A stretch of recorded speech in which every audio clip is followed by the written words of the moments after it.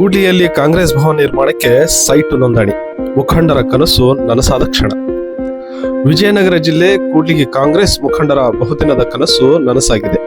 ಕಾಂಗ್ರೆಸ್ ಭವನ ನಿರ್ಮಾಣಕ್ಕೆ ಸೈಟ್ ನೋಂದಣಿ ಕಾರ್ಯಕ್ರಮ ಕೂಡ್ಲಿಗಿ ಉಪ ನೋಂದಣಾಧಿಕಾರಿಗಳ ಕಚೇರಿಯಲ್ಲಿ ಭವ್ಯವಾಗಿ ನೆರವೇರಿತು. ಡಿಕೆ ಶಿವಕುಮಾರ್ ಅವರ ನೇತೃತ್ವದಲ್ಲಿ 100 ಕಾಂಗ್ರೆಸ್ ಭವನಗಳ ನಿರ್ಮಾಣದ ಕನಸು. ಕರ್ನಾಟಕ ಪ್ರದೇಶ ಕಾಂಗ್ರೆಸ್ ಸಮಿತಿಯ ಕೆಪಿಸಿಸಿ ಅಧ್ಯಕ್ಷ ಹಾಗೂ ಗೌರವಾನ್ವಿತ ಉಪಮುಖ್ಯಮಂತ್ರಿ ಡಿಕೆ ಶಿವಕುಮಾರ್ ಅವರ ಮಾರ್ಗದರ್ಶನದಲ್ಲಿ ರಾಜ್ಯದ 448 ಬ್ಲಾಕ್ ಕಾಂಗ್ರೆಸ್ ಸಮಿತಿಗಳಲ್ಲಿ 100 ಕಾಂಗ್ರೆಸ್ ಭವನಗಳ ನಿರ್ಮಾಣ ಕಾರ್ಯಯೋಜನೆ ಹಮ್ಮಿಕೊಳ್ಳಲಾಗಿದೆ.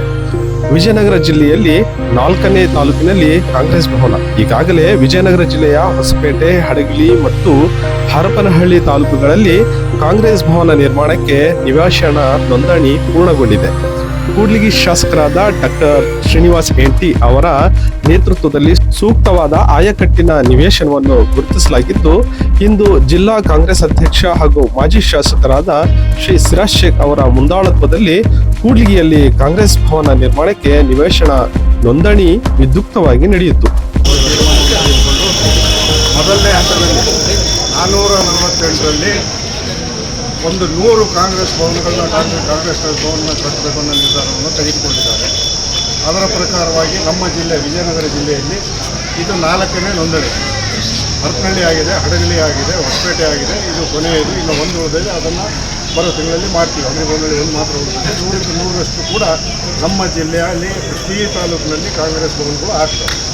ಇವತ್ತು ಕೂಡ್ಲಿಗಿಯಲ್ಲಿ ಭಾಳ ಉತ್ತಮವಾದ ಒಂದು ಜಾಗವನ್ನು ನಮ್ಮ ಸ್ಥಳೀಯ ಜನಪ್ರಿಯ ಶಾಸಕರಾದಂಥ ಡಾಕ್ಟರ್ NT ಶ್ರೀನಿವಾಸ್ ಅವರು, ಅವರ ಶ್ರಮ ಮತ್ತು ನಮ್ಮ ಮುನ್ಸಿಪಾಲಿಟಿ ಅಧ್ಯಕ್ಷರಾದಂಥ ಶಿವಪ್ಪ ಅವರು, ಇಲ್ಲಿರ್ತಕ್ಕಂಥ ಬ್ಲಾಕ್ ಅಧ್ಯಕ್ಷರು, ಕಾರ್ಯಕರ್ತರು ಎಲ್ಲರೂ ಸೇರಿ ಎಲ್ಲರೂ ಒಂದು ಒಳ್ಳೆಯ ಜಾಗವನ್ನು ಗುರುತಿಸಿ ಇವತ್ತು ನೋಂದಣಿ ಮಾಡಿಕೊಟ್ಟಿದ್ದಾರೆ.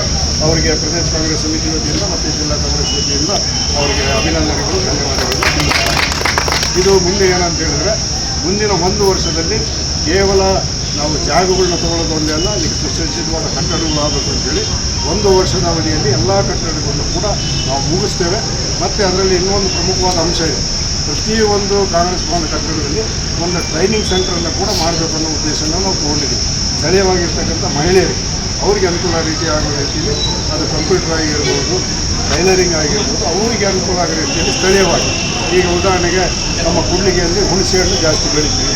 ಹುಣಸೆ ಹಣ್ಣಿಗೆ ಸಂಬಂಧಂತ ಆ ರಾ ಮೆಟೀರಿಯಲ್ನ ತೆಗೆದುಕೊಂಡು ಇಲ್ಲಿ ಏನಾದರೂ ಉಪ್ಪಿನಕಾಯಿನೋ ಚಟ್ನಿಯನ್ನು ಮಾಡೋಕ್ಕೆ ಸಾಧ್ಯ ಆದರೆ ಆ ಟ್ರೈನಿಂಗನ್ನು ಕೊಡ್ತಕ್ಕಂಥದ್ದು. ಯಾರಾದರೂ ಹೊಲಿಗೆ ಹೋಗ್ತೀವಿ, ಜೀನ್ಸ್ಗೆ ಹೋಗ್ತೀವಿ ಅಂದರೆ ಅದನ್ನು ಕೊಡ್ತಕ್ಕಂಥದ್ದು. ಟ್ರೈನಿಂಗ್ ಸೆಂಟರ್ ಮುಖ್ಯವಾದ ಉದ್ದೇಶ. ಅದರ ಜೊತೆಗೆ ನಮ್ಮ ಪಕ್ಷದ ಕಾರ್ಯಕರ್ತರು ಕೂಡ ಅದಕ್ಕೆ ಸಪೋರ್ಟಿವ್ ಆಗಿ ಅದು ನಡೀತದೆ. ಮುಂದಿನ ದಿನಗಳಲ್ಲಿ ಇದನ್ನು ಮಾಡ್ತೀವಿ ಅನ್ನೋ ಮಾತನ್ನು ಈ ಸಂದರ್ಭದಲ್ಲಿ ಹೇಳ್ತೇವೆ. ಮತ್ತು ರಾಜ್ಯ ಮಟ್ಟದಿಂದ ನಮ್ಮ ಕಾಂಗ್ರೆಸ್ ಭವನ ಟ್ರಸ್ಟಿ ಆದಂಥ ನಮ್ಮ ವಿಜಯ ಮುಳುಗುಂದು ಅಧ್ಯಕ್ಷರ ಪರವಾಗಿ ಅಧ್ಯಕ್ಷರಿಗೆ ಆಥರೈಸೇಷನ್ ಕೊಟ್ಟಿದ್ದಾರೆ. ಅವರ ಹೆಸರಿಗೆ ನಾವು ಇವತ್ತು ನೋಂದಣಿಯನ್ನು ಮಾಡಿಕೊಟ್ಟಿದ್ದೇವೆ.